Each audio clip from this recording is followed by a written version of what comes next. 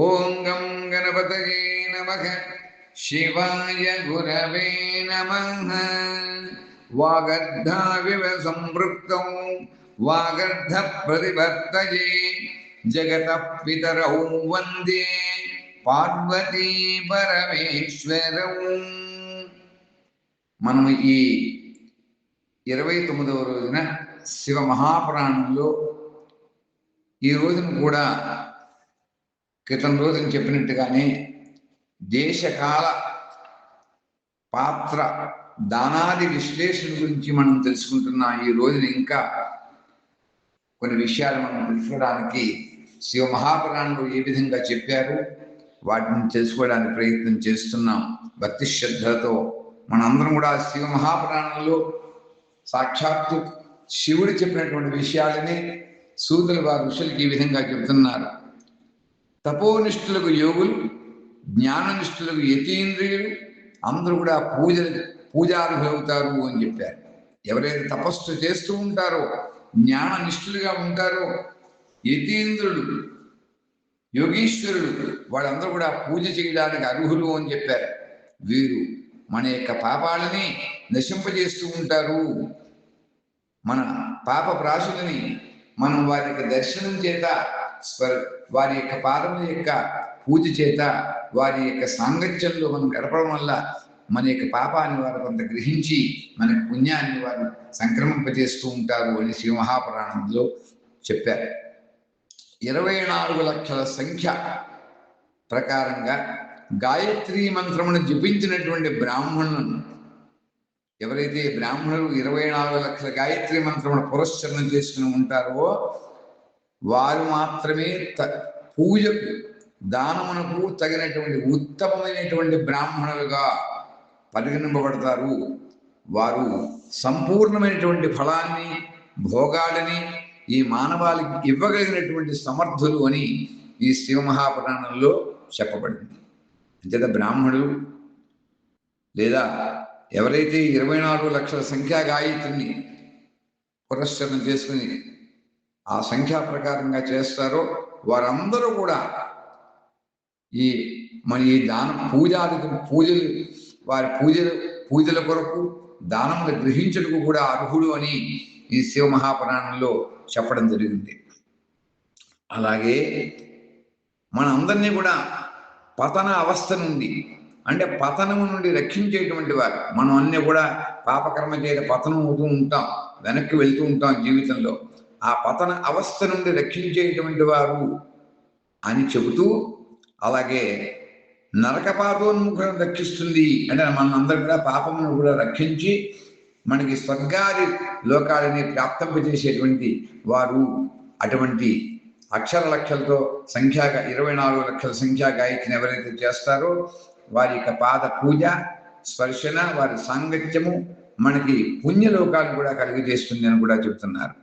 ఈ గుణముల వల్ల శాస్త్రమునందు వీరి కొరకు పాత్ర అనేటువంటి శబ్దాన్ని ఉపయోగించారు.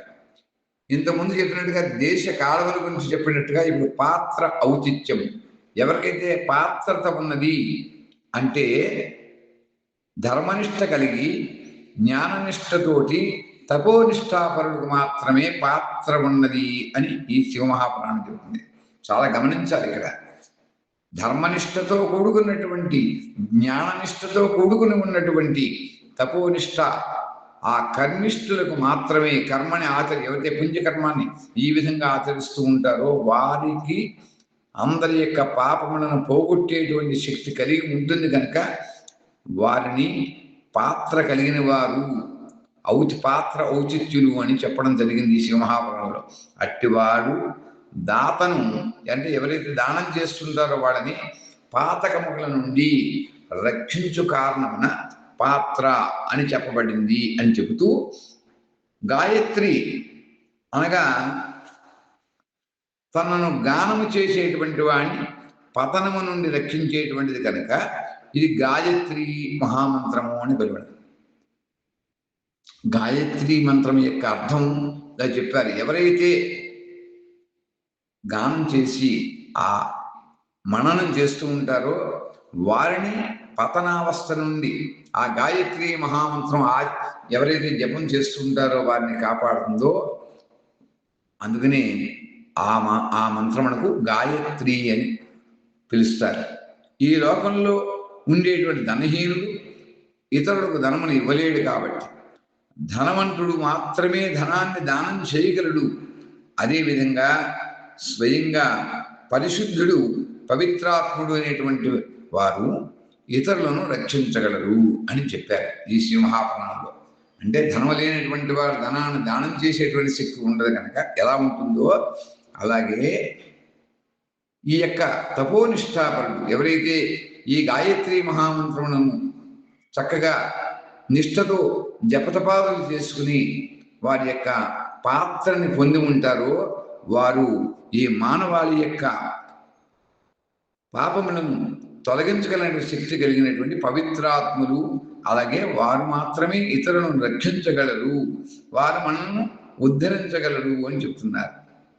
అలాగే గాయత్రీ జపమును భక్తి శ్రద్ధలతో చేసి పవిత్రుడైనటువంటి వాడు శుద్ధ బ్రాహ్మణుడు అని చెప్తారు.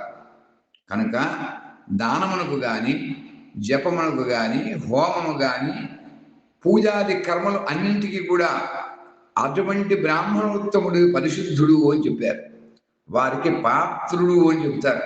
అటువంటి బ్రాహ్మణునే మనం దానమునకు ఎన్నుకోవాలని చెబుతూ వారు మాత్రమే దానమునకు అలాగే మానవాన్ని రక్షించుటకు పాత్రులవుతారు అని ఈ శివ మహాపురాణంలో మహేశ్వరుడు మనందరికీ కూడా చెప్పారని శృతుల వారు మనకు చెబుతున్నారు. అలాగే స్త్రీ కానీ పురుషుడు కానీ ఎవరైనా కూడా ఆకలిగా ఉన్నట్లయితే అన్నదానములకు వారు అర్హులే. అన్నదానములకు అందరూ కూడా అర్హులే. వారు స్త్రీలు కావచ్చు, పురుషులు కావచ్చు, పిల్లలు కావచ్చు, ఎటువంటి జాతి వారైనా కూడా ఎవరికైతే ఆకలిగా ఉంటారో వారందరూ కూడా ఎక్కడైనా కూడా అన్నదానం తీసుకోవడానికి అర్హులే అని ఈ శివ మహాపురాణంలో చెప్పబడింది. ఎవరికి ఏ వస్తువు కావాలని కోరిక ఉంటుందో వారికి ఆ వస్తువును అడగకుండగానే ఇచ్చినట్లయితే దాతకు ఆ దాన ఫలం సంపూర్ణంగా లభిస్తుంది అని మహర్షులు చెప్తున్నారు. ప్రశ్నించి యాచించిన తర్వాత వస్తువుని కనుక దానం చేసినట్లయితే ఆ దానమునకు సగం ఫలితం మాత్రమే లభిస్తుంది. తన యొక్క సేవకుడికి ఇచ్చినటువంటి దాన ఫలం 4వ భాగం మాత్రమే సమకూరుతుంది. అంటే తన వద్ద పనిచేసేటువంటి వారి కనుక దానం ఇచ్చినట్లయితే సగం ఫలితం మాత్రమే వస్తుంది అని చెప్తున్నారు.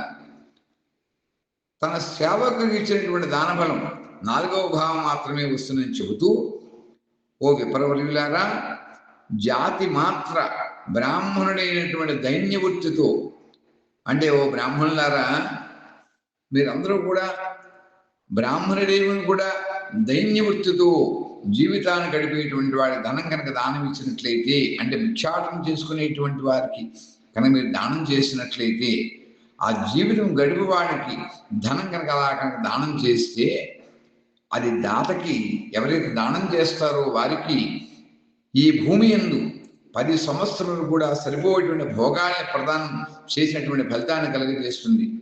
అంటే దీనాతి దీనంగా ఉండేటువంటి బ్రాహ్మణులు ఆ వారి యొక్క బ్రాహ్మణ వృత్తిలో ఉండేటువంటి వారి కనుక మనం ఏదైనా కనుక దానం చేసినట్లయితే మనం చేయనటువంటి దానం యొక్క ఫలితం అది 10 సంవత్సరాలకు ఇచ్చినటువంటి దాంతో సమానము అని చెప్తున్నారు. అదే దానం వేదవేత్త అయినటువంటి వేదం చదువుకున్నటువంటి వేదాధ్యయనం చేసినటువంటి బ్రాహ్మణులు కనుక దానం చేసినట్లయితే అది ఇచ్చినటువంటి దాతకు స్వర్గలోకాన్ని 10,000 సంవత్సరములు దివ్య భోగముల ప్రసాదిస్తుంది అని చెప్తున్నారు. అలాగే శిల లేక ఉంచవృత్తితో అలా కనుక కానీ గురుదక్షిణ వలన పొందినటువంటి అన్న ధనములు స్తోత్రద్రవ్యములుగా చెప్పబడ్డాయని చెప్తున్నారు. అంటే ఇలా నీతి వృత్తి వల్ల సంపాదించినటువంటి గురుదక్షిణ కనుక తీసుకున్నటువంటిది అదన్నీ ఆ సంపాదన మనం కొద్ది తక్కువగా చెప్పారు దానికి ఫలితాన్ని. ఆ దానము దాతకు పూర్ణ బలాన్ని ఇస్తుంది అని కూడా చెబుతూ తీసుకునేటటువంటి వాడు పుణ్యకర్మని ఎక్కువగా ఆచరించవలసి వస్తుంది అని శివ మహాపురాణంలో చెబుతున్నారు. అలాగే క్షత్రియులు వారి యొక్క శౌర్యంతో సంపాదించినటువంటిది, వైశ్యులు వ్యాపారం చేసి పొందినటువంటిది, మిగతా వారు సేవకావృత్తితో ఆర్జించినటువంటి స్వార్జిత ధనమును, న్యాయ ధనమును కూడా ఉత్తమమైనదిగా ధర్మబుద్ధి కలిగినటువంటి స్త్రీలకు కానీ, తండ్రి నుండి లేదా భర్త నుండి లభించినటువంటి ధనం వారికి ఉత్తమ ద్రవ్యంగా చెప్పాలి. వారు చేసినటువంటి దానములు కూడా ఉత్తమోత్తమంగా చెప్పారు ఈ శివ మహాపురాణంలో. అలాగే ఇంకా చాలా విషయములు మనం తెలుసుకోవాల్సినటువంటి ఉన్నది. ఈ రోజున మనం ఈ విషయాన్ని ఇంతవరకు తెలుసుకున్నామని తెలియజేస్తూ ఈ రోజున మనం స్వస్తి చెప్పుకుంటున్నాం. ఆ పాత్రత, ఆ దానము చేసేటువంటి వ్యక్తి యొక్క లక్షణములు, దానము తీసుకోవలసినటువంటి వ్యక్తి యొక్క లక్షణములు, ఆ ఫలితములు కూడా విషయముల నుంచి మనం తెలుసుకుంటున్నాం. ఎంత చక్కటి విషయములను ఈ శివ మహాపురాణంలో మనం తెలియజేశారు మహేశ్వరుడిని తెలియజేస్తూ ఈరోజు మన స్వస్తిలో ఓం స్వస్తి ప్రదాద్య పరిపాలయంతాం న్యాయేన మార్గేణ మహిం మహీషాః గోబ్రాహ్మణేభ్యః శుభమస్తు నిత్యం లోకాః సమస్తాః సుఖినో భవంతు. ఓం స్వస్తి ఓం స్వస్తి ఓం స్వస్తి.